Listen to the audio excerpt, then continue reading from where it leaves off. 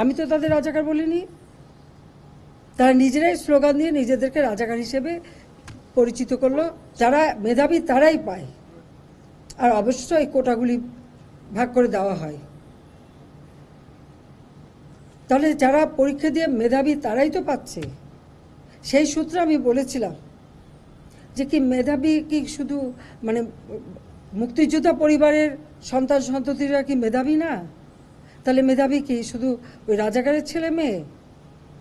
এটা বলার সাথে সাথে তাদের স্লোগান, তাও কি বিকেল 4টায় আমি প্রেস কনফারেন্স করি, কয়েক ঘন্টা চলে যায়, হঠাৎ রাত্রেবেলা বোধহয় 11টা 11:30টার দিকে দেখলাম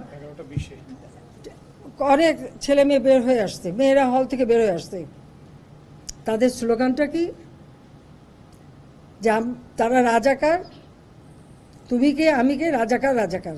একটা জিনিস আমি লক্ষ্য করলাম, ওই মুক্তিযোদ্ধা এবং মুক্তিযোদ্ধা পরিবার বা মুক্তিযোদ্ধার দিকে জন্য তাদের বেশি মানে একটা ক্ষোভ। আমার একটা কথা নিয়ে তারা কিছু কতদিন প্রতিবাদ করলো। কি কথা বলেছিলাম আমি? আমার কথাটাকে বিকৃত করা হয়েছিল। আমি বলেছিলাম মেধা মেধা মেধা, কোটা না মেধা। তো কোটা আমাদের নারীর কোটা, প্রতিবন্ধীদের কোটা, নৃগোষ্ঠীর কোটা, প্রত্যেক জেলার কোটা, মুক্তিযোদ্ধা পরিবারের কোটা, সেগুলো তো আমি বাতিলও করে দিয়েছিলাম। তারপরে কোটা না মেধা, মেধা না কোটা, তবে কোটা মেধার মধ্যে এত তফাতের কি আছে? এখানে মেধাই তো হয়। প্রথমে প্রিলিমিনারিতে তাদেরকে পরীক্ষা নেওয়া হয়, এরপর লিখিত পরীক্ষা হয়। লিখিত পরীক্ষায় পাশ করলে তখন তাদের ভাইবা নেওয়া হয়। ভাইবা নেওয়ার পরে তারপর যখন পদায়ন করা হয় তখন যারা মেধাবী তারাই পায়, আর অবশ্যই এই কোটাগুলি ভাগ করে দেওয়া হয়। তাহলে যারা পরীক্ষা দিয়ে মেধাবী তারাই তো পাচ্ছে। সেই সূত্রে আমি বলেছিলাম যে কি মেধাবী কি শুধু মানে মুক্তিযোদ্ধা পরিবারের সন্তান সন্ততিরা কি মেধাবী না? তাহলে মেধাবী কি শুধু ওই রাজাকারের ছেলে মেয়ে? এটা বলার সাথে সাথে তাদের স্লোগান, তাও কি বিকেল 4টায় আমি প্রেস কনফারেন্স করি, কয়েক ঘন্টা চলে যায়, হঠাৎ রাত্রেবেলা বোধহয় 11টা 11:30টার দিকে দেখলাম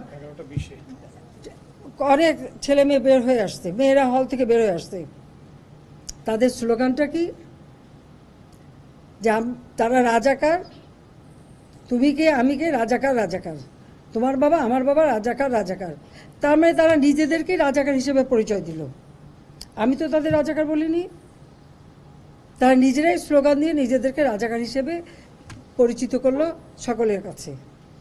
এবং এটারই প্রতিবাদ প্রত্যেক শ্রেণী পেশার মানুষ কিন্তু করেছিল, সকলেই।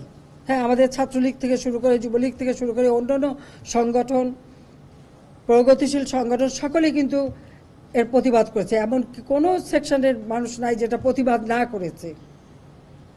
তখন তারা তাদের স্লোগান পরিবর্তন করলো। কি স্লোগান? চেয়েছিলাম অধিকার, হয়ে গেছি রাজাকার। আরে রাজাকার তো আমি তোমাদের করি নাই, তোমরা নিজেরা স্লোগান দিয়ে তোমাদেরকে রাজাকার করেছো। তোমরা স্লোগান দিয়েই তোমাদের পরিচয় দিয়েছো। তোমরা শুধু না, তোমরা রাজাকার, তোমার বাবা রাজাকার, এটা তো তোমরাই করেছো।